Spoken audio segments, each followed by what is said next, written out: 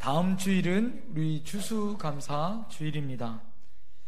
올해 하나님이 우리에게 주신 은혜를 생각하면서 하나님 앞에 감사와 영광을 돌리는 주일이 바로 추수감사 주일입니다. 여러분, 한번 제가 생각해 봤어요. 내가 올 한 해 하나님 앞에 무엇 때문에 감사할 이유가 있을까? 얼마나 많은 하나님이 감사를 주셨을까? 크게 4가지의 감사가 나오는데 따라합니다. 그러하니까 감사하고, 그럼에도 감사하고, 그럴수록 감사하고, 그것까지 감사하다. 할렐루야. 여러분, 하나님이 그러니까 감사하고, 그럼에도 불구하고 감사하고, 그럴수록 감사하고, 그러니까 감사하더라. 여러분, 이 안에 감사하지 못할 게 없더라고요. 하나님이 여러분에게 감사할 조건과 환경을 모두 다 만들어 주신다는 걸 믿어야 할 줄 믿습니다. 그런데 여러분, 현실이 그래요? 그럼에도 불구하고 우리 4가지를 향하여 감사할 수 있어도 항상 내 안에 감사와 기쁨이 넘치냐 말이에요. 그렇게 돼야 안 돼요? 그렇게 안 되더라 이거죠. 우리가 불행하게 느껴지고 왜 나는 나만 받는 고난인지 그렇게 느껴질 때가 있더라 이거죠. 무엇이 우리의 행복을 빼앗았을까요? 무엇이 우리를 감사하지 못하게 할까요? 여러분, 오늘 본문의 말씀을 통해서 지난 2000년 전에 로마 습기찬 감옥 안에서 사형수로 목숨을 기다리고 있는 바울 사도는 오늘 말씀에 빌립보서 4장 4절에 뭐라고 그가 고백하고 있습니까? 주 안에서 항상 기뻐하라. 내가 다시 말하노니 뭐하라? 기뻐하라. 이렇게 말하고 있더라 이거죠. 여러분, 도대체 바울이 그 차디찬 감옥에서 무엇에 감사할 수 있었을까요? 무슨 감사를 통하여 하나님께 기뻐하며 살 수 있었을까요? 자신뿐만 아니라 오히려 빌립보 교회를 향하여 너희도 항상 기뻐하라고 말할 수 있었을까요? 오늘 여러분, 바울의 말씀을 보면서 우리가 감사하지 못하는 이유 3가지를 발견합니다. 그리고 우리가 감사해야 할 이유 또 3가지를 발견할 수 있습니다. 그것을 이기고 감사해야 할 3가지 이유를 통하여서 추수감사절 때 여러분 감사가 회복되시기를 간절히 축원드립니다. 자, 첫 번째는 하나님께는 따라합니다. 하나님께는 고통에도 불구하고 감사합시다. 하나님께는 고통에도 불구하고 뭐하라? 감사합시다. 이 말씀이에요. 먼저 바울이 감사하는 이유를 하나님에게서부터 발견하는 것을 보게 되어집니다. 오늘 여러분 4절을 보실까요? 4절. 주 안에서 항상 기뻐하라. 내가 다시 말하니 뭐하라? 기뻐하라. 바울은 기뻐하라 하면서 먼저 주 안에서 기뻐하라. 그런데 거기 앞에 뭐라고 얘기해요? 항상 주 안에서 기뻐하라 이렇게 얘기해요. 주 안에서 항상 기뻐하라는 거예요. 그가 감옥에 있을 때이든지 그가 감옥에 나와 있을 때이든지 그가 어떤 처지와 상황에 있든 때이든지 여러분, 조건이 문제가 아니라 그는 주 안에서 항상 뭐하라? 기뻐하라. 감옥에 있는 그가 기뻐할 이유가 무엇이 있었을까요? 황제의 사면권이 가장 기뻐한 이유가 아닐까요? 네? 보석이 허가되었다는 것, 감옥에 있는 사람에게는 그것만큼 기뻐할 일이 무엇이 있겠어요? 네? 감옥의 문이 열리고 혹시 누가 면회 와서 돈을 넣어준다든가 맛있는 것을 여러분 주었다든가 그것이 그에게는 가장 큰 기쁨일 수 있습니다. 그런데 오늘 바울은 다르게 이야기해요. 다른 이유를 통하여 기뻐한다라고 이야기합니다. 그것이 무엇이에요? 기뻐할 이유가 누구에게 찾아요? 하나님께 기뻐할 이유를 찾게 되어지더라 이거예요. 기뻐할 이유는 밖에 있는 것이 아니라 여러분 위에 있는 하나님을 통하여 기뻐할 수 있더라. 할렐루야. 내 안에 계신 예수 그리스도를 통하여 기뻐할 수 있는 줄 믿습니다. 이 말을 여러분 감사로 대입하여 여러분 우리가 답을 찾을 수 있을 것 같습니다. 여러분 감사합니까? 여러분 무엇에 감사할 수 있습니까? 이번에 수능 아이들이 수능을 잘 본 것 때문에 여러분 감사할 수 있어요. 이번에 우리 남편이 대박을 맞아서 매출이 10배나 늘은 것 때문에 감사할 수 있습니다. 여러분 우리의 현실은 그런 수준입니다. 우리가 어떤 일에 감사할 수 있다고 한다면 그 감사의 본질은 하나님이 되어야 할 줄 믿습니다. 모든 것은 하나님 때문에 가능하다는 것을 우리가 믿어야 할 줄 믿습니다. 어떻습니까? 여러분은 하나님 때문에 감사하십니까?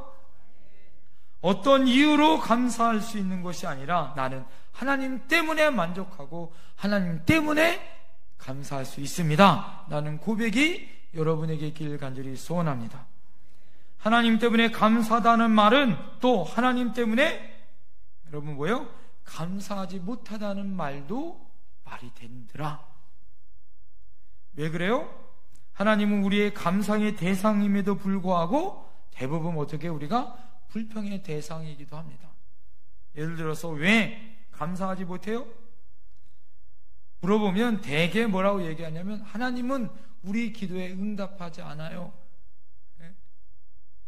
이번에 어머니가 돌아가셨어요. 왜?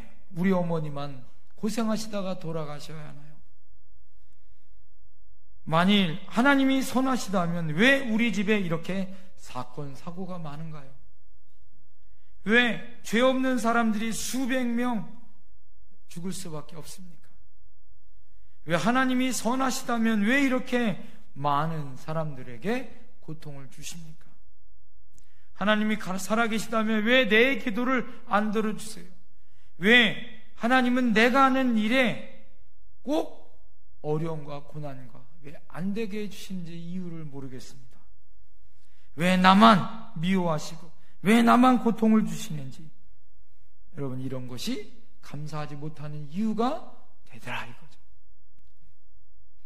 일본의 어느 도시에 가게 되어지면 그 도시마다 뭐가 만들어지냐면 신사가 만들어져 있어요. 예? 여러분 한국 교회는 옛날에 어떻게 했습니까? 일제치하에 뭐 했어요? 신사 참배를 했어요. 그죠? 예? 매일 아침마다 동쪽을 바라보며 천황에게 또 신사를 바라보며 절을 했습니다. 신사는 어떤 종교에 대해서 여러분 우리가 무엇에 관심이 있는지를 우리가 알 수 있는 것을 우리가 지혜를 주더라 이 말씀이에요.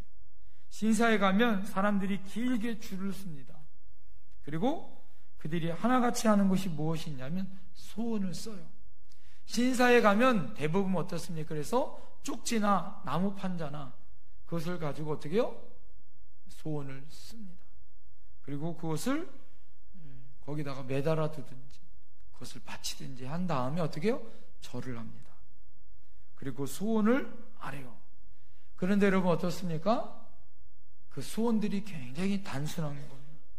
신체가 건강해지거나 상업이 번창하거나 안전하게 공사를 할 수 있거나 시험에 합격하거나 우리의 생사화복을 어떻게 해요? 거기에 있는 신들에게 모셔놓은 신들에게 자기의 모든 것을 맡기고 빌드라 이거예요. 신은 자기의 소원을 이루어주는 도구일 뿐이다 이거예요. 그 신을 사랑한다든지 그 신과 함께 친밀하게 지낸다든가는 없어요. 그냥 자기 소원을 들어주는 것만이 그의 신의 본분이다 이거예요. 돈을 내고 소원을 빌어주고 가면 끝입니다. 그런데 어떻습니까? 우리가 믿는 하나님은 그런 분이십니까? 돈 내고 소원을 빌고 가면 끝나는 분입니까? 여러분, 우리가 드리는, 하나님께 드리는 이 헌금 예물이 우리의 소원을 들어주는 복채의 개념입니까? 절대 그렇지 않습니다. 소원만 이루어주시는 신은 고통까지 줄 필요가 없어요. 고통을 없애고 갔는데 고통을 준다면 그 신은 여러분 믿겠습니까? 어떻습니까? 우리가 믿는 하나님은 우리와 거래적인 관계에 있습니까? 돈 내고 소원을 빌어주면 끝납니까? 절대 그렇지 않습니다. 하나님은 우리에게 고통을 주지 않고 좋은 것만 주어야 합니까? 그렇다면 그분은 하나님이시겠습니까? 전능하신 하나님이 인간에 대한 생사화복의 모든 주권과 권한을 여러분 가졌음에도 불구하고 내 소원대로 마음대로 끌을 수 있는 분이라면 그분이 하나님이시겠습니까? 어떻게 우리가 원하는 대로 주시는 분이 전능한 하나님이겠습니까? 하나님이 전능하시다면 그분에게 우리가 맞춰야 하지 않을까요? 그분의 재량권이 있어야 하지 않을까요? 그 재량권을 신학자들은 뭐라고 얘기하냐면 하나님의 주권이라 표현합니다. 이 주권과 재량권이 없다면 여러분 어떻게 하나님이겠습니까? 더 나아가 우리의 인생에 큰 재앙을 만났다고 합시다. 여러분, 하나님이 주셨다는 증거가 있습니까? 왜 우리가 좋은 일만 있어야 하나님이 주셨다고 하지 않고 유독 나쁜 일이 있을 때 하나님이 주셨다고 말하고 있습니까? 혹시 여러분 세월호나 태풍 피해를 우리가 당하였을 때 왜 하나님이 그거를 주셨다라고 우리가 생각합니까? 그렇다면 이 나라의 해방은 누가 주었습니까? 이 나라의 경제 발전과 민주화는 누가 준 것입니까? 우리 아들이 대학에 떨어졌다고 합시다. 그런데 우리 남편이 사업에 잘 되게 하시는 것은 누가 해주신 것입니까? 우리가 오늘 목숨을 부지하고 이곳에서 예배하게 하신 것은 여러분 누가 주신 것입니까? 설령 하나님 우리에게 고통을 주셨다고 합시다. 여러분 그렇다고 그것이 나쁘다고 말할 수 있습니까? 미국의 어떤 시골 사람이 몸이 매우 약한 사람이 있어요. 늘 이 사람의 소원은 무엇이냐면 하나님 제가 건강하게 해주세요. 제 몸이 건강하게 해주세요. 이것이 이 사람의 소원이었습니다. 그 집 앞에 큰 바위가 있었는데 하루는 하나님이 기도 가운데 나타나셔서 뭐라고 얘기하냐면 사랑하는 아들아, 내 집 앞에 있는 큰 바위가 있지? 그 바위를 너희 집 뒤편으로 옮겨라. 이것이 하나님의 응답의 말씀이었어요. 하나님, 제 몸이 이렇게 연약한데 어떻게 저 큰 바위를 옮길 수 있겠습니까? 그런데 이 사람이 말씀에 순종해서 한 달 동안 어떻게 했어요? 낑낑 매고 집 앞에 있는 돌을 집 뒤로 옮겨놨어요. 자, 그리고 하나님께 감사 기도를 드렸어요. 하나님 시킨 대로 한 달 동안 저 큰 돌을 집 앞에 있는 돌을 집 뒤로 옮겼습니다. 그랬더니 하나님이 다시 나타나셔서 뭐라고 얘기했을까요? 이번에는 그 돌을 옮겨서 다시 원상 복귀해라. 아니 하나님, 아무리 그래도 내가 이렇게 몸이 연약하고 힘든데 그래도 하나님 말씀에 순종하여 억지로 한 달 동안 정말 힘들게 제가 하나님 말씀에 순종하여 그 돌을 집 뒤로 옮겼는데 이제 다시 원상복귀하라니 장난치십니까? 그런데 하나님 말씀이 어떻게 했을까요? 그래서 하나님 말씀이 제가 순종하겠습니다. 자, 그래놓고 하나님 앞에 순종하여 다시 한 달 동안 어떻게 했을까요? 낑낑 매고 다시 원상복귀를 딱 했어요. 그걸 하나님께 기도했습니다. 하나님, 제가 하나님 말씀 안에 다시 원상복귀했습니다. 그런데 하나님, 제가 2달 동안 그렇게 했는데 제 몸이 여러분 어떻게 변화되어졌는지 별로 변화되지 않은 것 같은데 하나님 어떻게 된 것입니까? 그런데 이 사람이 하나님 앞에 기도하는데 하나님이 그에게 나타나서 그렇게 이야기하는 거예요. 그렇게 아프던 내가 2달 동안 방마다 기침 한번 하더냐? 기침이 끊겼어요. 네? 아침에 일어날 때마다 상쾌하고 저녁에는 피곤하여 잠 잘 자지. 이 사람이 그렇게 잠을 못 자고 그렇게 불면증 때문에 고통스러웠는데 2달 동안 어떻게 했습니까? 상쾌하게 하나님 앞에 잠을 자고 아침에 상쾌하게 일어난 거예요. 자, 이제 거울 앞에 가서 너희 몸을 한번 바라봐라.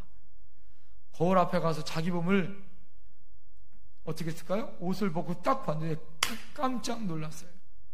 2달 전 허약했었던 사람이 아니라 근육질의 남자가 딱 서 있는 거예요.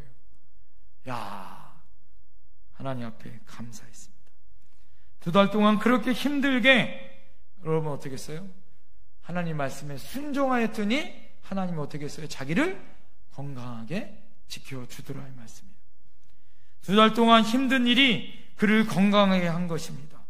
무엇이 나에게 나쁜 일이었습니까? 우리는 가끔 힘든 일을 맞이하게 되어집니다. 그러나 힘든 일이 나쁜 일입니까? 나쁜 일일지라도 여러분 어떻게 해요? 좋은 일일지를 우리가 적어도 2달 동안은 어떻게 해봐야 돼요? 순종하고 지켜봐야 할 줄 믿습니다. 할렐루야. 여러분 우리가 21일 동안 하나님 앞에 기도했어요. 그런데 기도 응답이 없었어요. 그렇다고 여러분 실망하지 마세요.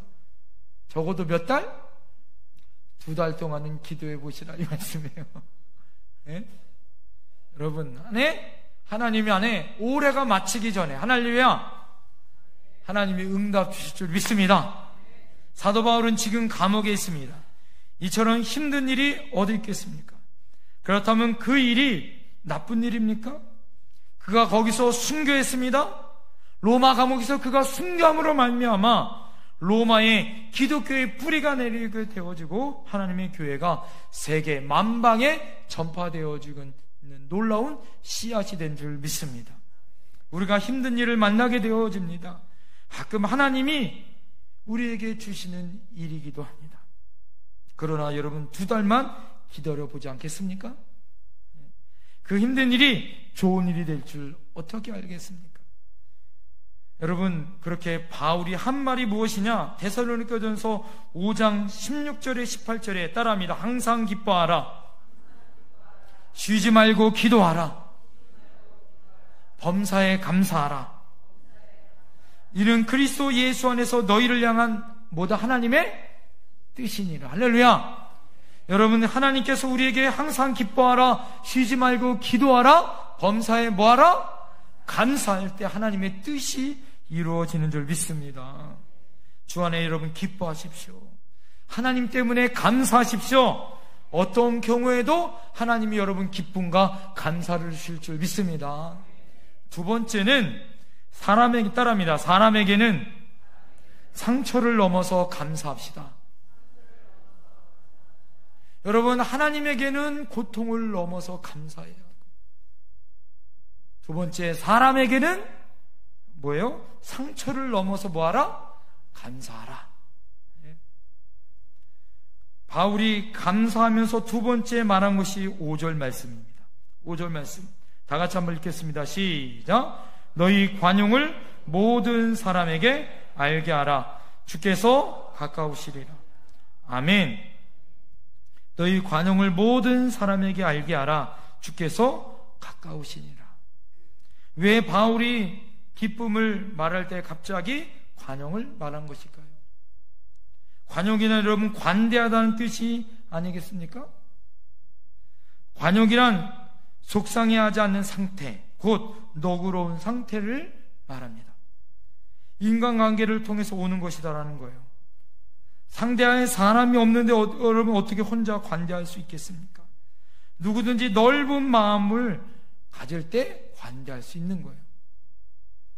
바울은 감사를 하나님 관계에서 출발한 다음에 2번째 인간관계 안에서 어떻게 해요?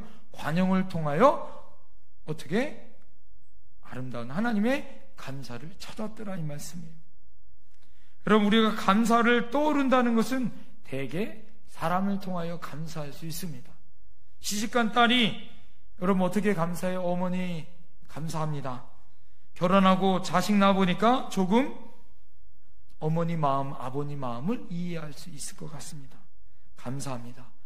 어머니, 아버님 건강하세요. 또 학교 선생님께 감사합니다. 선생님 감사합니다. 가르쳐 주시고 사랑해 주셔서 감사합니다. 최선을 다해 열심히 살겠습니다. 여러분 가끔 목회자들에게, 저에게 성도님들이 감사하다고 표현합니다. 목사님 감사합니다. 저를 위해 기도해 주셔서 감사합니다. 이제 하나님 말씀대로 순종하며 살겠습니다. 여러분 우리의 만남은 하나님의 은총인 줄 믿습니다. 우리가 주시는 만남을 통하여, 인간관계를 통하여 감사의 두 번째 요소가 만들어지더라 이 말씀이에요. 인간관계가 항상 감사할 수 있는 것은 또 아닙니다. 가장 많은 아픔과 가장 많은 상처를 받는 것 또한 어디서 상처를 받아요? 인간관계를 통하여 가장 많은 상처와 아픔을 받습니다. 성경에서 여러분 실족이란 말이 나오죠. 누가복음 17장 1절에 보면 실족하는 것이 없을 수 없나니 그렇게 하는 자에게는 화로다. 여기서 여러분 실족이란 말은 그리스 언어로 따라합니다. 스캔달론. 여러분 이 스캔달론이란 말에서 영어 스캔들이란 말이 나온 거예요. 여러분 스캔들이란 말이 뭐예요? 누군가가 다니는 길에 덫을 놓은 것을 의미합니다. 여러분 신약에는 이 스캔들이라는 단어를 올무라, 성경에는 구약인가 신약에는 우리에게 올무로 이렇게 표현합니다. 동물을 잡을 때 쓰는 도구가 바로 올무예요. 사람에게 덫을 놓아 그대로 실족하게 하는 것이 바로 올무다 이 말씀이에요. 남녀관계의 스칸들 말이 아닙니다. 우리가 인간관계에 사람들을 실족하게 하는 것, 그것이 바로 스캔들이라 이 말씀이에요. 실족은 우리가 사는 세상에서 흔한 말입니다. 우리가 혼자 살지 않기 때문에 어떻게 해요? 다른 사람을 비판합니다. 다른 사람에게 뭐라고 우리가 이야기할 수 있어요. 그러나 여러분 비판과 권면은 다릅니다. 비판주의와 비판 또한 다릅니다. 비판은 필요 없는 것이 아니죠. 다른 것입니다. 에베소서 4장 15절에 보면 사랑 안에서 진리를 말하는 것, 이것은 좋은 비판입니다. 그러나 비판주의는 악의적인 것이고 파괴적인 비난입니다. 남을 정죄하는 것이에요. 그것은 비판에서 비판주의로 넘어가는 것입니다. 여러분 비판할 때 상대와 대화하지 않고 일반적으로 어떻게 합니까? 내 생각만 가지고 남을 판단하는 경우가 많더라 이 말씀이에요. 여러분 마태복음 7장 1절에 비판을 받지 아니하려거든 어떻게 하라? 비판하지 말라. 성경은 그렇게 이야기해요. 비판은 재판장이 재판 중에서 내리는 선고가 바로 뭐예요? 비판이란 말이에요. 자기가 하나님이 되어서 다른 사람을 판단하는 것이 바로 비판이라는 거예요. 그것을 성경은 하지 말라라는 거예요. 이거는 엄청난 어떻게 해요? 상황이 틀려질 수 있습니다. 주권이 누구에게 있어요? 하나님께 있는 것이 아니라 나에게 있어요. 최후의 선고가 하나님께 달려있는 것이 아닙니다. 우리의 재판장자 되어 주시는 하나님께 있는 것이 아니라 비판의 대상이 누구에게 있어요? 나에게 있어요. 우리가 홀로 판사석에 앉아 남을 판단할 때 우리는 머지않아 어떻게 해요? 우리도 피고인석에 앉을 수 있다는 것을 잊어버리고 산다는 거예요. 비판은 필요하나 오직 사람으로, 우리가 필요한 것은 비판이 아니라 권면이 필요하더라 이 말씀이에요. 우리가 자신을 못 고치는데 누구 보고 여러분 어떻게 고치라 말할 수 있어요? 성경에는 뭐라고 얘기합니까? 남의 티는 보고 자신의 뭘 못 봐요? 들보를 보지 못한다. 성경은 이야기합니다. 우리가 세상에서 사람들과 함께 살면서 실족하지 않을 수 있는 것, 그것은 남들에게 상처를 주지 않는 것이에요. 가끔 나만 받는다라고 생각한 분도 있어요. 여러분, 예수님도 상처를 주신 적이 있습니다. 여러분 잘 들어보세요. 바리새인들을 향하여 독사의 자식들이라고 외쳤고, 자기 형제들에게 누가 내 형제냐고 이야기했고, 어머니에게는 여자여 나와 무슨 상관이 있습니까? 라고 말하였어요. 그런데 여러분, 여기서 중요한 것이 있습니다. 상처는 누구도 상처 준다고 생각하고 상처를 주는 사람이 없다는 것입니다. 상처 주는 것이 아니라 보통 어떻게 해요? 상처를 받는다. 보통 이렇게 우리가 이야기한다는 거예요. 철학자 헤겔이 말하기를 마음의 문을 여는 손잡이는 안쪽에 달려있다, 이렇게 말하고 있어요. 우리가 다른 사람에게 받는다는 것은 엄밀히 말하면 상처가 아니라 상처받는 느낌입니다. 예? 상처가 문제가 아니라 상처받는 느낌이 문제라는 거예요.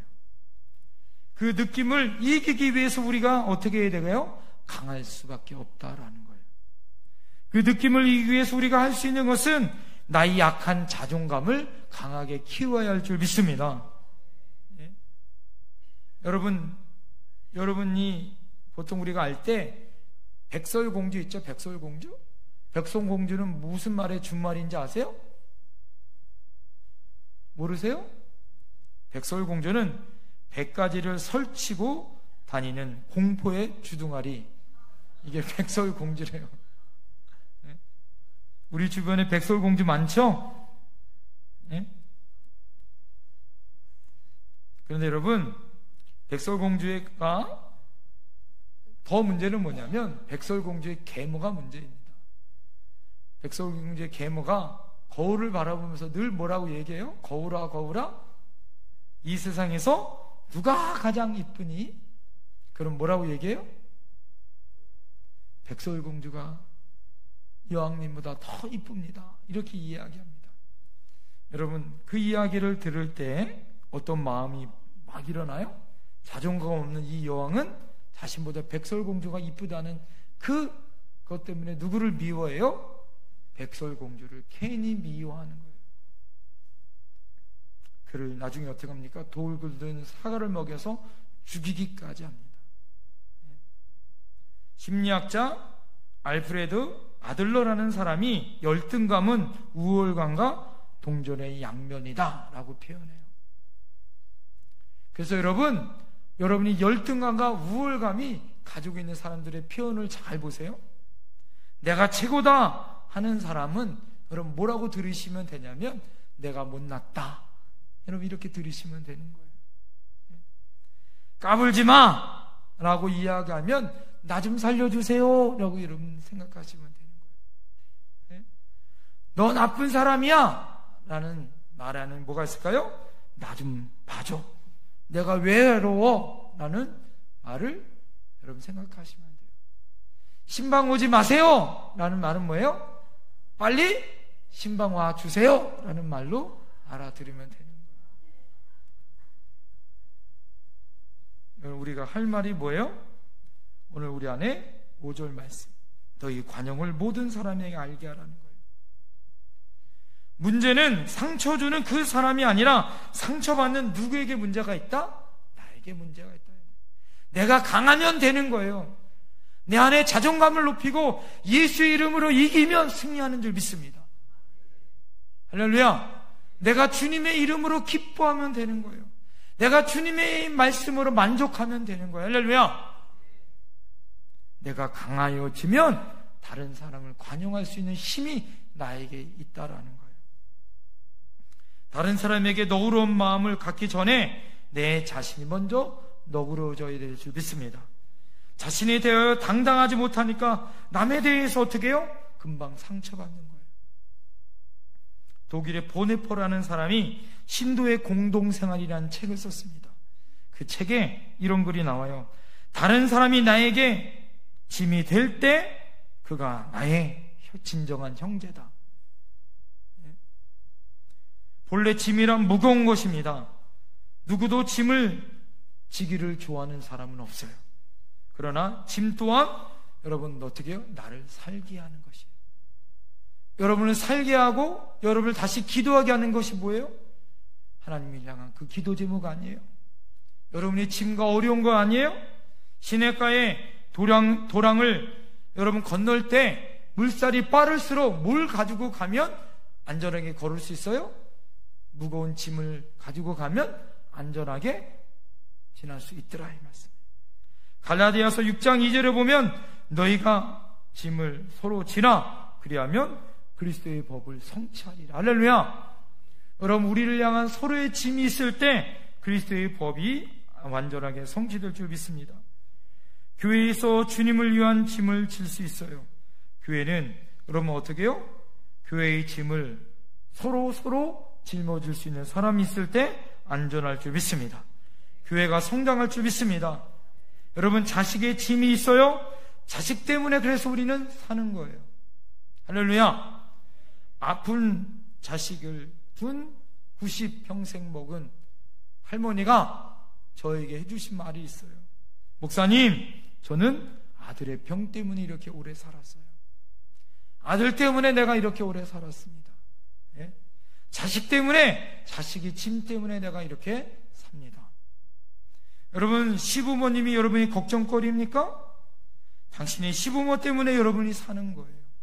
예? 우리가 남에게 짐을 주어주지 말고 남의 짐을 지나는 사람이 바로 우리라는 걸 여러분 잊지 말아야 돼요. 오늘 5절 말씀, 너희 관용을 모든 사람에게 알게 하라. 주께서 그럴 때 가까이 해주시겠다 이 말씀이에요. 우리가 짐된 사람 때문에 여러분 감사할 수 있어야 하는 거예요. 여러분이 우리 교회 안에, 여러분 가족 안에 여러분에게 짐된 사람이 많아요?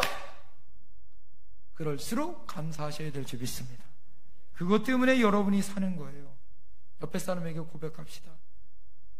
당신이 짐이 되어 감사합니다. 당신 때문에 내가 살아요. 시작. 할렐루야. 네. 우리가 어떤 사람입니까? 상처받는다고 해서 여러분 상처 주는 사람이 아니에요. 언제까지 우리가 참으면 되냐면 간단해요. 주님 오실 때까지만 참으시면 됩니다. 주님은 곧 오십니다. 할렐루야. 우리가 주님 오실 때까지만 참으면 되는 거예요. 주님은 곧 오세요. 아무리 억울하고 상처받아도 주님 오면 끝나는 거예요. 예? 조금만 참으면 돼요. 예? 옆에 사람에게 힘내고 조금만 참으세요. 시작. 세 번째 따라합니다. 염려는 기도로 바뀌는 것에 감사가 있습니다. 여러분 우리가 세상의 염려, 우리의 세상의 근심, 그 모든 염려는 여러분 기도로 바뀌어질 때 감사가 되는 줄 믿습니다. 오늘 여러분 6절 말씀을 보세요. 다 같이 한번 읽겠습니다. 6절 시작. 아무것도 염려하지 말고 다만 모든 일에 기도와 간구로 너희 구할 것을 감사함으로 하나님께 아뢰라. 여러분 왜 바울은 하나님께서 사람으로 그리고 염려로 여러분 그것이 이어져 갔을까요? 우리의 감사를 빼앗는 요소가 마지막에 뭐가 있어요? 감사가 여러분 염려로 바뀌어지는 것이 있더라 이 말씀이에요. 여러분 염려라는 말은 영어로 위겐이란 말이에요. 이 말은 여러분 목졸라 죽인다라는 말이에요. 여러분 염려가 올 때마다 어떻게 해요? 예? 옛날 일이나 늑대가 목을 움켜쥐고 죽인다는 거예요. 그래서 여러분 염려가 올 때 우리를 어떻게 해요? 목졸라 우리가 죽는 것 같이 여겨지게 되더라 할 말씀이에요. 헬라어로 이것을 여러분 메임나조라, 제가 지난번에 말씀드렸죠? 어떻게 해요? 내 마음을 둘로 나뉘게 한다라는 거예요.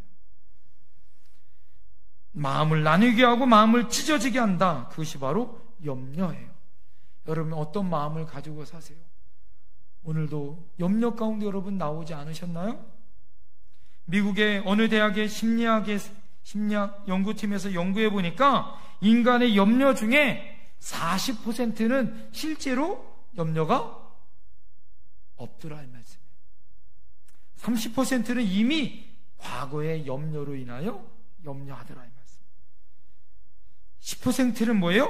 병에 관하여 걱정하여 실제로 걸리지 않더라 이 말씀이에요.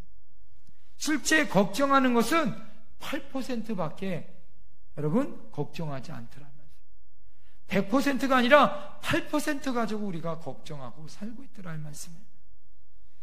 요즘 여러분 병원에 적지 않게 많은 사람들이 스스로 내가 환자라고 찾아가 여러분 의사에게 내가 환자입니다라고 말하는 사람이 있더라 이거예요. 그것을 뭐라고 얘기해요? 건강 염려증이라 이렇게 이야기합니다.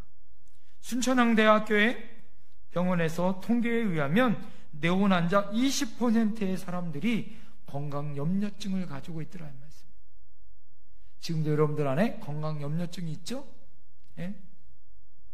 몸이 아픈데 아프다고 염려합니다.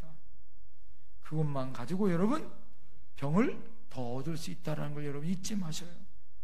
2차 세계대전 때 죽은 사람은 30만 명밖에 안 됐대요. 그런데 내 남편이 죽고 내 아들이 죽을까 염려하여 죽은 사람은 100만 명이 넘었답니다. 염려증이 훨씬 더 큰 재앙이더라 이 말씀이에요. 염려는 여러분 비생산적입니다. 비신앙적입니다. 여러분 안에 있는 믿음을 파괴합니다. 조지 밀러는 염려의 시작은 신앙의 끝이요 신앙의 시작은 염려의 끝이다 이렇게 말하고 있어요. 오늘 여러분 6절 7절에 아무것도 염려하지 말고 다만 모든 일에 뭐하라? 예, 기도와 간구로 너희 구할 것을 뭐하라? 감사함으로 하나님께 아뢰라. 그리하면 모든 지역이 뛰어난 하나님의 평강이 그리스도 안에서 너희 마음과 생각을 어떻게 지켜주시겠다. 할렐루야. 바울 사도는 다만 염려하지 말고 감사를 거절하는 것이 아니라 여러분 염려하는 사이에 뭐하라? 감사와 기도가 있어야 한다라는 거예요. 감사와 기도와 간구를 하라. 그것을 모든 일에 하라는 거예요. 모든 일에. everything. 모든 일에. 여러분 기도하지 않고 되는 일은 없는 줄 믿습니다. 오늘 성경에 두 가지 강조에 따릅니다. 다만 오직 여러분 모든 일에 기도와 간구로 아뢰라는 거예요. 여기서 여러분 기도와 간구는 기도의 종류가 여러분 두 가지가 나누지 못하는 거예요. 기도는 본질이요 기도할 때 어떻게 하라는 거예요? 간구하라는 거예요. 간구는 뭐예요? 간절히 구하라는 거예요. 간이 저리도록 구하라는 거예요. 할렐루야. 왜 기도에 응답이 없어요? 왜 여러분 염려가 있어요? 간절히 구하지 않아서 그래요. 여러분 통성기도해야 될 줄 믿습니다. 주여 삼창하고 하나님께 금식하며 간절히 구해보세요. 하나님이 응답 주실 줄 믿습니다. 여러분의 걱정을 감사와 기쁨으로 바꾸게 해줄 줄 믿습니다. 기도는 항상 염려를 바꾸게 해주시 하나님 놀라운 기적의 은혜인 줄 믿습니다. 염려의 재료를 감사의 옷감으로 만들어 주시는 거예요. 염려가 있기 때문에 기도합니다. 염려는 기도의 출발입니다. 감사는 기도의 종착역이에요. 여러분이 염려가 있다면 하나님 앞에 이렇게 얘기하는 거예요. 하나님이 나에게 또 무슨 선물을 주실 것인가. 기도하면 이 염려가 감사로 바뀌는 줄 믿습니다. 응답으로 바뀌어지는 줄 믿습니다. 염려가 많은 여러분들에게 하나님이 놀라운 감사로 응답하여 주실 줄 믿습니다. 다니엘 기도가 이제 마지막 여러분 목요일 남았어요. 여러분 안에 올 한 해 추수감사주의를 우리가 보내기 전에 염려가 있다면 감사의 기도 제목으로 바뀌는 역전하는 놀라운 축복이 임할 줄 믿습니다. 그래서 염려가 많은 사람은 감사해야 하는 거예요. 염려가 많은 사람들 앞에 여러분 어떻게 해요? 기도의 배틀을 넣어 짜야 하고 그 고통의 시간을 지날 때 하나님이 여러분 우리에게 하나님 때문에 감사한다는 걸 찾을 수 있고 여러분이 만난 사람 때문에 하나님의 관용을 베풀 수 있고 염려로 인하여 감사를 찾을 수 있는 저와 여러분들이 될 줄 믿습니다. 기도하겠습니다.